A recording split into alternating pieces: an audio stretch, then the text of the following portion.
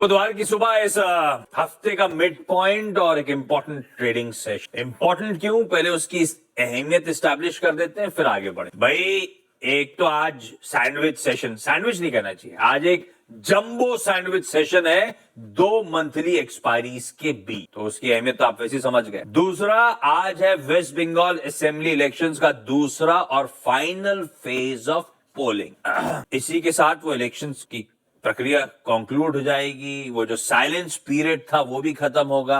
आज शाम 6:30 बजे एग्जिट पोल्स आने शुरू होंगे। वो 4 राज्य वेस्ट बंगाल, तमिलनाडु, केरला और असम और साथ साथ एक यूनियन टेरिटरी पुडुचेरी। तो एग्जिट पोल्स आज शाम को आ रहे होंगे।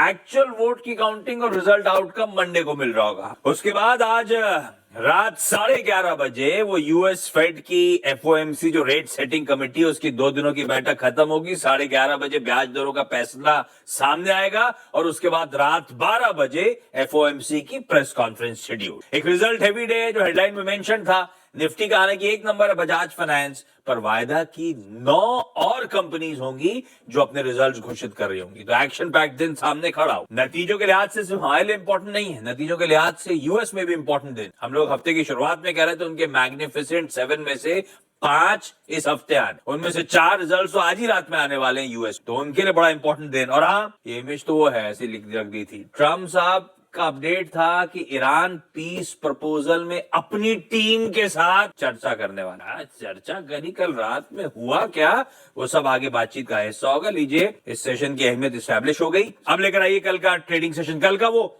एक्सपायरी डे, कल निफ्टी के मंथली कॉन्ट्रैक्ट्स की एक्सपायरी थी। सेशन आपकी स्क्रीन पर है। कह लीजिए एक डिफाइंड रेंज में लार्जली कामकाज होता हुआ नजर आया। 90 पॉइंट एक समय मजबूती के साथ कामकाज कर रहे थे, 90 पॉइंट दबाव के साथ कल के सेशन कि हमने समाप्ति लार्जली कह सकते हैं कंसोलिडेशन बैंड में चला गया था कल भारतीय बाजार, पर ऊपर से दबाव आया, ऊपर से मुनाफा वसूली आई और शायद उसके पीछे वैलिड रीजंस थे। कच्चा तेल इंच अप हो रहा था, कच्चा तेल इंच अप हो रहा था तो रुपए के समीकरण फिर बिगड़ते हुए नजर आ रहे थे। और ऊपर से बैंक्स में कल अच्छा खासा दबाव था, वो नए नियम का डर हो या वैसे ही प्रेशर में आए हो, पर वो हेवी वेट पॉकेट कल दबाव में थी। तो कई सारे रीजन थे जो मामला ठंडा पड़ता चला गया कल के ट्रेडिंग। आज के संकेत एकदम फ्लैट। इस जंबो सैंडविच की शुरुआत तो एकदम फ्लैट नोट पे हो। गिफ्ट निफ्टी कह रहा है महज 10-20 पॉइंट इन ग्रीन, नाम मात्र के लिए कह लीजिए हम शुरुआत कर रहे हो। लाइए क्विकली हमारे एशियन पीयर्स और उसके बाद यूएस के बाजार। जैसे हम फ्लैटिश ट्रेड कर रहे हैं, हम तो फिर भी बेहतर स्टैंड कर रहे हैं। हमारे एशियन पीयर्स थोड़े से दबाव गहराता हुआ 1/4 से 1.25%। आज निक्केई इसलिए दिख नहीं रहा है क्योंकि निक्केई शोवा डे बना। शोवा मतलब मेरे ख्याल से एम्परर शोवा की बर्थडे सेलिब्रेट कर रहा है, तो निक्केई के बाजार, जापान के बाजार बंद है। बाकी जो खुले हुए हैं वो पस्त और दबाव के साथ ट्रेड। यूएस के मार्केट्स कल हम डाइजेस्ट करके गए थे मिला जुला सा रुझान। 1/3% मजबूती से 2/3% दबाव। नैस्डैक ऑलरेडी 2/3% दबाव में। एक्चुअल सेशन में थोड़ा सा उससे ज्यादा पेन, मिला जुला सा तीनों बेंचमार्क हल्के दबाव। ठीक है, जैसा छोड़ा था वैसे ही थोड़ा बहुत स्लिपेजेस ज्यादा हो गए। और आज सुबह के फ्यूचर्स लार्जली इन ग्रीन ट्रेड कर रहे हैं। मेरे ख्याल से सुबह तो खैर 1/4 से 0.5% ऊपर से थोड़े से वहां से कूल ऑफ, लेकिन इन ग्रीन ट्रेड कर रहे हैं तो हैंड ओवर मिला जुला सा है। जहां छोड़ा था मोटा मोटी उसी के इर्द गिर्द आपको हैंड ओवर यूएस दे। पर हुआ वो ट्रम्प साहब ने अपने लोगों के साथ क्या बात करी और उसके बाद वो प्रपोजल का अपडेट क्या है और उसके अलावा क्या क्या हुआ है सब समझ लेते हैं। भाई साहब गुड मॉर्निंग, कैसा हाल है गोले का? गुड मॉर्निंग आशीष। गोले में जब तक कुछ खराब नहीं हो रहा हो तब तक तो ठीक ही है, लेकिन अंडर द सरफेस बहुत कुछ चल रहा है। क्योंकि कल भी ओपन एआई पहले तो हमारे लिए सरदर्द था, अब उनके लिए यूएस के बाजार के लिए चैट जीपीटी वाले, तो उनके लिए कल सरदर्द बन गया वॉल स्ट्रीट के लिए। क्योंकि वॉल स्ट्रीट जर्नल ने एक रिपोर्ट जाहिर की जिसमें उन्होंने ये कह दिया कि ओपन एआई ने अपने खुद के इंटरनल गोल्स जो थे, इंटरनल गाइडेंस जो थी क्लाइंट एक्विजिशन की, सेल्स की, वो उसे मीट करने में नाकामयाब रहे हैं। और क्योंकि एंथ्रोपिक जो है वो ज्यादा पॉपुलर हो रहा है, जेमिनाई ज्यादा पॉपुलर हो रहा है, उनका मार्केट शेयर बढ़ रहा है और ओपन एआई का मार्केट शेयर घट रहा है। तो उस वजह से ओपन एआई में थोड़ा सा हड़कंप मचा हुआ है। चैट जीपीटी का एक टारगेट ये भी था कि वो 1 बिलियन वीकली एक्टिव यूजर्स रखेंगे, 100 crore weekly active users by 2025 end, वो भी उससे मीट करने में नाकामयाब रहे हैं। तो ये एक बात खराब रही। तो उस वजह से टेक शेयरों में काफी सारी गिरावट थी। लेकिन ओपन एआई ने WSJ की रिपोर्ट का जवाब भी देते हुए ये कहा कि सब ठीक है, all is well, all cylinders are firing. वो किन सिलेंडर्स की बात कर रहे थे ये उन्होंने जाहिर नहीं किया, लेकिन उन्होंने उस रिपोर्ट का ना तो खंडन किया ना तो उसकी पुष्टि की। उन्होंने ये भी नहीं कहा कि जो रिपोर्ट में कहा गया है वो गलत है, ये हमारे डेटा है, ये हमारे टारगेट्स है और ये हमारे जो है सब्सक्राइबर्स है, ऐसा तो कुछ उन्होंने कहा नहीं।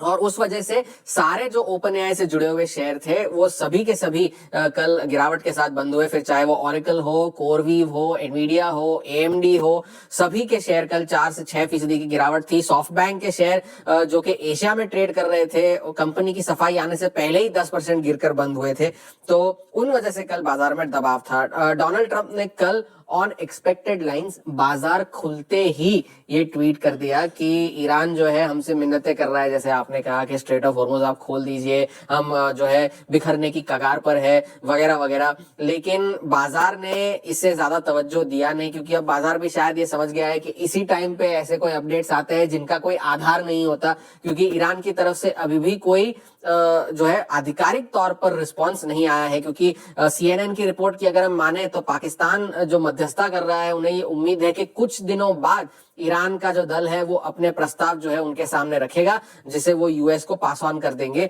ये CNN की रिपोर्ट कह रही थी। कल यूएस के सेंट्रल कमांड ने एक और जहाज जो है अरब सागर में एक और जहाज पर जो है रेड की, लेकिन उसे इंस्पेक्शन के बाद छोड़ दिया गया जब उन्हें पता चल गया कि वो जहाज ईरान नहीं जा रहा था। और उसके बाद काफी सारे जो एक पहला जंग शुरू होने के बाद पहला LNG शिपमेंट जो है स्ट्रेट ऑफ हॉर्मुज के पार निकला कल, ये शिपिंग डेटा से कल पता चला। अब वो भारत के तटवर्तीय इलाकों से गुजर रहा है, लेकिन अब वो कहाँ जा रहा है इसकी कोई खबर नहीं है। निकला है तो ईरान का तो नहीं है, किसी और का है। और ऐसे देखिए निकला है कि ऐसे निकला, कुछ आइडिया नहीं। नो आइडिया, वो अब वहां से निकला है, इतनी जानकारी उपलब्ध है।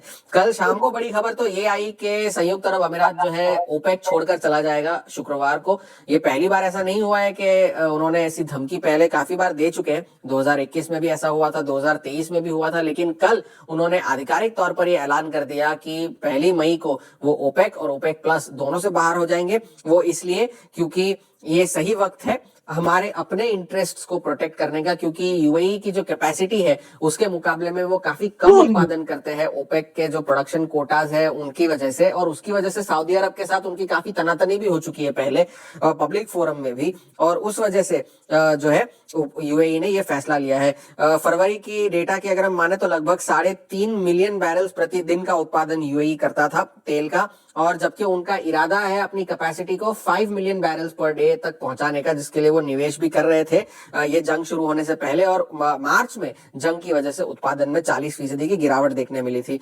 तो कल तो बिग टेक के शेयरों में गिरावट थी, और आज उसका सबसे बड़ा टेस्ट इसलिए होगा क्योंकि 4 बड़ी कंपनियां अल्फाबेट, अमेजॉन, माइक्रोसॉफ्ट और मेटा, इन सभी के नतीजे बाजार बंद होने के बाद आएंगे। और दूसरा सबसे बड़ा फैक्टर होगा आज रात को फेड का डिसीजन भी आना है। जेरोम पावेल की शायद ये आखिरी पॉलिसी होगी एज फेड चेयर। एक स्टेटस को पॉलिसी तो होनी ही है, ये तो तय है, लेकिन आगे चल के वो क्या कमेंट्री देते हैं इस युद्ध को लेकर के, महंगाई को लेकर के, इस पे बाजार की ज्यादा नजरें होंगी, क्योंकि आने वाली 3 पॉलिसीज में भी जो स्टेटस को की प्रोबेबिलिटी है वो अभी भी 80 से 90% पर बनी हुई है। तो फेड पॉलिसी, बिग टेक के नतीजे, आज के 2 बड़े ट्रिगर्स। आज के 2 बड़े ट्रिगर, और हमारा वो एग्जिट पोल का एडिट तड़का और तेल का खेल। पर ये इतना लंबा खिंच रहा है और कि हॉर्मोन्स की कमेंट्री में ईरान नीचे चला गया था वापस यूएस के मार्केट और यूएस के इंटरनल्स ऊपर आने लगे हैं। ये ध्यान रखिए, ज्यादा खींचेंगे ये लोग तो इनकी रेलेवेंस खत्म होती है लेकिन सरदर्द बना रहेगा, ये भी मतलब है इसका। खैर स्टॉक मार्केट से इंपॉर्टेंट न्यूज आपसे मिस ना हो तो स्टॉक मार्केट अलर्ट चैनल को सब्सक्राइब करके जरूर जाइएगा।